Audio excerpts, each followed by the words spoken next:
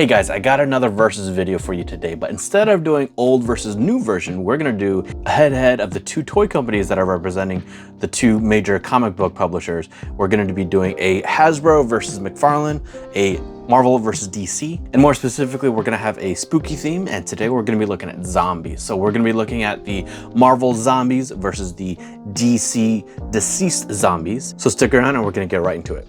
So if you don't know, the original Marvel Zombies comic came out at around, I think, 2005, and they've had various sequels and continuations on since then. However, this version of the zombies are actually from the What If TV series on Disney+, and the What If TV series is kind of a spin on both the Marvel Zombies story as well as the MCU itself, because we have our Scarlet Witch, our Captain America, and our Iron Man, which are based on the appearance of the live-action versions as opposed to what we see in the Marvel Zombie story. On our DC side, the Deceased storyline came out around 2019 and has had a few continuations on since then as well.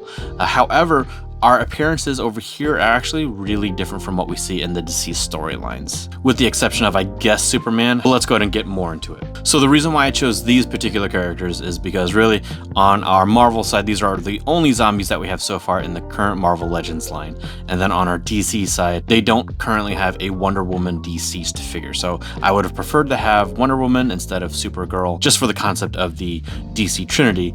And over here, obviously, I would have preferred Thor instead of the Scarlet Witch for the Marvel Trinity. But this is what we have, so this is what we're going to compare. And one of the things that you'll notice very quickly is that our DC figures are actually in the 7-inch scale, so they aren't perfect comparisons, but they're the closest that we have at the moment. So let's start with our female characters. So we have the Scarlet Witch, and we have Supergirl. So if we take a look at Supergirl, so you can see that as far as the zombification of Supergirl, we've got some blood splatter on the hands, we've got some blood on the stomach, on the chest, on the neck, and then obviously on the face.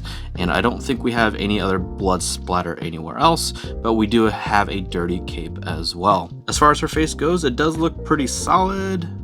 We do have a gash in her face, although I guess I would question whether or not that should be possible, because if even as a zombie, she is still Kryptonian, so should anything actually hurt her? I don't know. But otherwise, I think this is a really good face. I think it's, scary looking. It definitely looks like a zombie, and I think that's pretty well executed. So I'll do a side-by-side shot of Supergirl and how she appears in the comic book. But what's a little frustrating about this is that in the comic book, this isn't how she looks kind of at all. Primarily, we don't even see her very much at all in the main storyline, and then later on, when we do see her, she has a pretty much different costume altogether. Now, looking at our zombified Scarlet Witch, she looks awesome. She definitely looks pretty much exactly how we see her in the What If TV show. As far as accessories go, she only comes with these energy effects that are wrapped around both of her hands. Otherwise, her face is really well done. This is more than just a retool of the previous Scarlet Witch. This is definitely just a whole new mold between both the hair and the face. And I think they did a fantastic job on that face. Between just the sculpt itself and then the paint, that looks really good. Like, you can see it kind of all in the eyes, going around like there. That's really well done. As far as the rest of the body goes, we do see that she now has some molded tears in her costume. We can see an exposed bone right there, which is cool. We got more tears going along there. Moving down the body, these are painted tears, so really that's just a different color painted on, so I could easily remove that.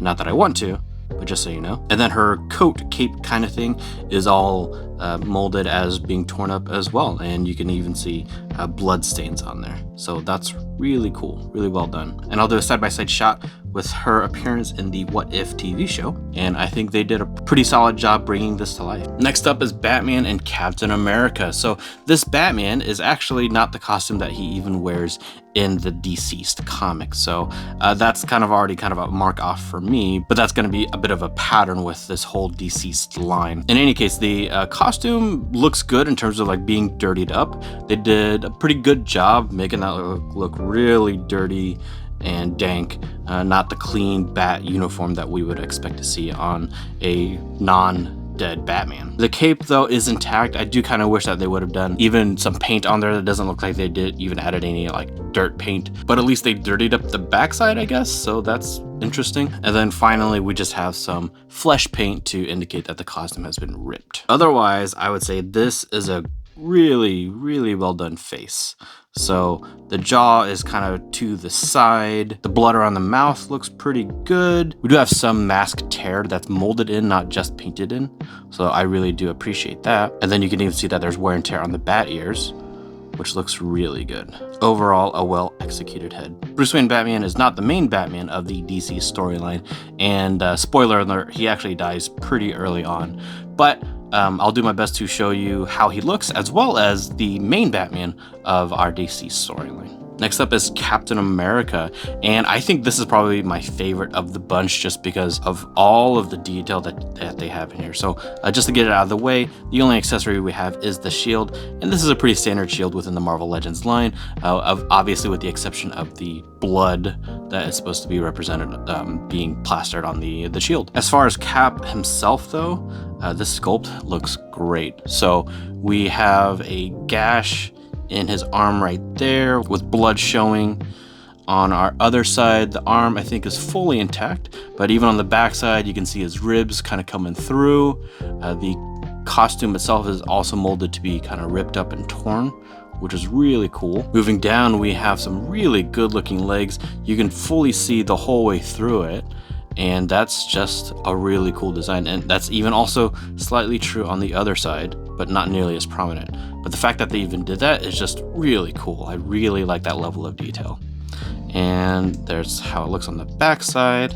Very cool. We have one boot on his left leg and no boot on his right leg. And then more torn costume. His pants are ripped. That's great.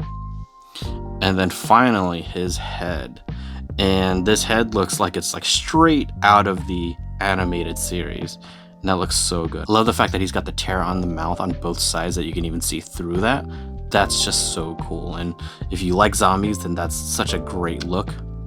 He has no nose, which is crazy. The eyes look really good, just fully white like that. Overall, really well executed. I like that a whole lot. My only kind of problem with this Captain America is that he's kind of short compared to the rest of the figures here. Otherwise, here is a comparison of Cap versus how he looks in the animated series.